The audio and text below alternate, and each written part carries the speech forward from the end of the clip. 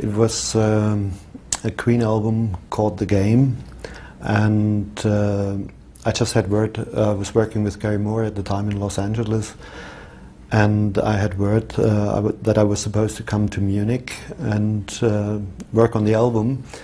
So nobody seemed to know anything specific, so I figured I'd hop on a plane, come to Munich, and then I turned up in the studio, and a couple of minutes later Fred turned up and said, introduced himself, I introduced myself, and he said, "What are you doing here?" And I said, "I'm supposed to do this." And he said, "No, not that I know of, but if you're here, great, let's get going." And then we started doing a great little thing called Love. The first time I worked with him, actually, was for A Kind of Magic, and it was Roger's song, but Roger went away for 2 weeks to Los Angeles, and Fred said, "I want to have a look at this song of Roger's, I think it's got potential, but I don't like the way it is at the moment. I'm going to totally change it and rearrange it." Okay, fine. So we spent 2 weeks together in the studio, and it was the second day in, I think, and he was running up and down the studio full of ideas. And he said, "I really want to do this now." Okay, great. But I had to change the tapes for him to be able to do this. And I made the mistake of not doing running commentary of what I was doing. I just kept quiet and started changing tapes. And he was pacing up and down with this idea that he desperately wanted to get out. And he turned to me, "What on earth is going on? I'm waiting all this time." And I should have said, "Look, I'm changing the tapes, I'm doing this and that." And he got quite impatient with me for a moment, because he was so fast, he just wanted everything to happen as fast as it could. All I knew was stories and video clips, and I was actually quite scared, because you just knew he was outrageous, and I expected the worst, and there he was, and as gentle and helpful and just wonderful. He was extremely shy, and first meetings would always be, to anybody, terrible, and he would never be the first one to actually break the ice unless he really knew that he had to work with these people, and then he would just make a step forward and say, "Right, this is the way I want it and this is the way I do it." He was a very gentle, sensitive man, really, in private life, definitely. I mean, not at all the flamboyant extrovert that we see on the videos and on the stage. He would always remember people's birthdays, for instance. I mean, anyone around him, he knew their birthdays, and there would be a present. He was so generous and very thoughtful. Freddie was, I think, very much into creating a mystique about him, and not being too accessible by the media, and just being that outrageous guy, who I was a little bit worried about to start with, and being at home watching TV, and just making sure the Christmas tree is decorated properly, and having like a really nice household together. I think that was the other person, which very few people knew. The weakness probably was the insecurity he sort of had, as any creative artist has, because you question yourself, is this really good, or is this just crap, or and the nagging doubt that everybody around who supports you sort of pats you on the back just to be on the payroll and says, great man, you're doing really good." And I think therefore we had a pretty good relationship, because I never bought into that kind of stuff. He was thinking about doing solo things for the longest time, possibly all the way through his career. But I think he was quite scared. He wanted to do things like with Tina Turner, but whenever it got close, he always backed out, and probably felt he wasn't good enough, or had just doubts about working in an environment outside the band. And I'm not quite sure how this happened, but maybe simply because he was here in Munich, I was here, and I just said, let's get going, and then he just jumped over his shadow and we started doing it. Working on a solo project, for instance, in Munich, I would pick him up at around 2 at his apartment, take him to the studio, had breakfast, then we probably played Scrabble or Trivial Pursuit, and maybe around 5 o'clock we felt all bad enough and compelled to actually do something. So either that happened or we just had to wait till it was 7 and to go out for dinner. On other days we actually got a lot of work done in probably half the time it would have taken laboring over it the day before. He was absolutely genius. I mean, I told him that many times, you're a genius, and he said, "Nah, I just do it." And really, it usually took him maybe 15-20 minutes to come up with something absolutely brilliant. The actual execution of doing something, seeing it through to the end, that was a little harder for him, because once he had the idea, it was basically finished for him. But always the strongest idea won. I mean, if it was really strong, then it was fought hard for, and the strongest idea would win, yes. But Fred was very much the director, I think, in some ways, especially when it came to the final touching up of songs and stuff. He had a fantastic knack, a fantastic ear for how a finished record should sound. And I learnt a lot, really a lot, from him through mixing with him, final records. Fred's description were to the extent that a heavy sound like a shopping mall dropping to the ground or mountains crumbling, sort of fairly extreme comparisons to what he actually wanted. And sometimes it's pretty hard to keep up with all the ideas that keep coming out. I mean, especially from Freddie. I can remember one day we were working on A Kind of Magic, and he said, "I want to hear a herd of wildebeests swinging from left to right." I said, "Oh yeah, fine, how am I going to do this?" And I spent another 2 days thinking about it. Realizing what he wanted some kind of effect, stereo effects. And so eventually we came up with these magic effects that were swinging around. But he would, in 1 hour, come up with 3 days' work, really, in ideas. And then the job was to put it all down. There wasn't all that much of a concept in I want to be different or do something outside. It's just he liked danceable stuff very much, and black music, danceable black music, and he just combined that and did what he thought was right for him at the time. Freddie wrote most of the things in the studio.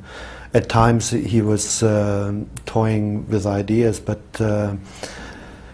he tended to make things up on the spot, or if it was extremely brilliant, he made believe that he just made it up, but he worked it out before. Fred didn't really wanted nobody else around while he was singing, but at the same time he was literally attacking the microphone just to get what he wanted, or running up to the mic to hit certain high notes. He was quite a diva, yes. Don't play across my vocal there, I'm singing. Wait till I stop. Freddie was an absolute non-technical person. I think at times he was still amazed when he heard what he actually did came out of the speakers again. I mean, this is making it a bit too easy, but still. Technical things he wasn't interested in, and I mean, he tried to explain, but usually just left it to me to find a way to do it. And I think that's was for a good working relationship, because we never really had to discuss in length or at length how to do it. I remember a really late night jam upstairs, because the studio's upstairs, on the piano, and Freddie singing and improvising with so many ideas. It was great. At one point I remember Mike actually stopped playing because he was so tired, and Freddie had all the energy and kept going. And there was a few words spoken, like, "Oh, keep going, keep going, keep going," and everything. And we've got that on tape, which is rare, because normally he didn't like a tape running while he was doing ideas. He didn't. He thought people shouldn't hear anything until it was finally finished. Possibly the most impatient person to convey a thought onto tape, because as soon as this happened in his brain, it would be nice if it was actually finished and was in the charts. We were a really good match, because I could, after a while, sort of pick up what he was thinking, and we were thinking along the same lines pretty much, and I managed on a few things to become faster than he thought. So the working relationship was, I mean, and the personal one was extremely good. I mean, when you've got a lot of things on your mind, so to speak, you can get lost a bit sometimes, and he was always very good at making things very clear as to how they should be and how other people would like to hear it. Oh, definitely a perfectionist, yeah, everything, and every single note had to be examined in minute detail. And he was very much in control and in charge of every single note as well. I can remember with Mike, who's the most fantastic musician, him actually all the time over mic saying, I want it to sound like this, I want you to play more like this. And it was a difficult job for Mike to do as well, I think. But it was hard work, yes. But it taught me that you never give up. You always keep going, and you fine-tune a thing until it's right. You don't just say, oh, well, that's what we can do, and here it is. You don't stop until it's right.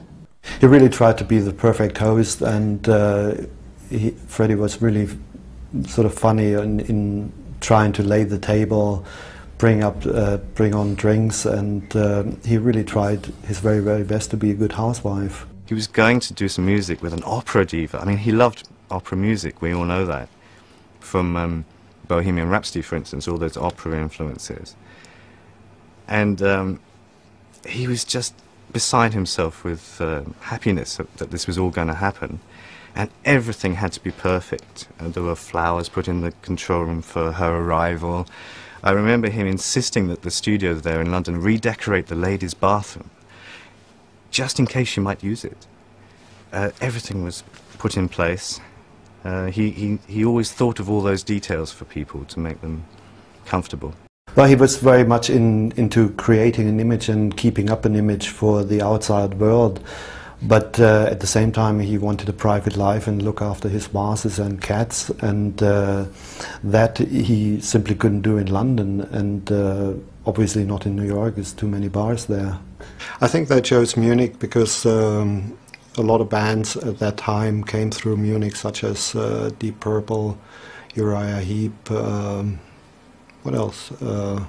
T-Rex, and so I guess it was something like word of mouth too. Say like a neutral ground, which has a different language. He was able to go into shops. He could go just in the supermarket and just wander around and do things by himself without having press or just people breathing down his neck. He could go to the beer gardens and just more or less behave like a regular person, which he very much was when he was off stage. And I took him down to the English Garden, where they have the big beers, and he just sort of walked, and he had like a fairly outrageous outfit for that time, you know, like Hawaiian shirt, flowery shorts, and a bunch of people, and you know, and I pretty much knew everybody there, so it was like kind of unusual. But he was so charismatic, and you know, just didn't care about anything. So I figured, what should I care? And that made for a good start. He was very much outgoing here, and as I said before, he didn't have anything to lose, and he just could talk to people in the bar where nobody would really be very much interested in, are you a singer? And that would be always like second or third stage. But first it was just having a good time and dancing and whatnot. Intent wasn't really, at least in the later days, to work all day and all night. It was more do a little bit of work, do that concentrated and quick, and then go out and have a good time for a long time.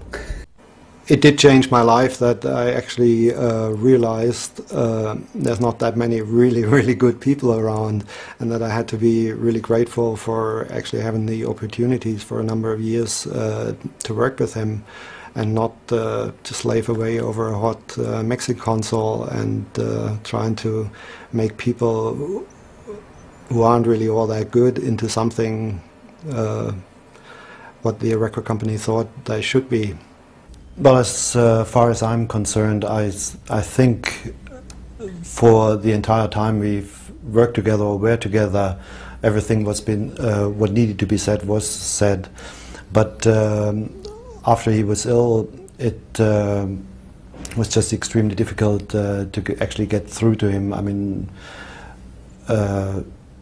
telephone-wise, or I mean, I even went round to his house, and he was out to see his mother, and I tried there, and I probably didn't try hard enough. I should have tried harder. This is the only thing I'm not really too happy about myself. He was like one of the really brilliant rock and rollers of the time, or of all times really. Not many people who can sort of live up to that. There's some days I can be mixing in here on someone else's music, which I do these days, and I'll suddenly hear him in the back of my mind saying to me, "Make that louder, make it more obvious," in the way that he would have said it to me when I was mixing for him. And I find it quite uncanny. He's still there, and I really appreciate that. I think it's great, and I miss him a lot.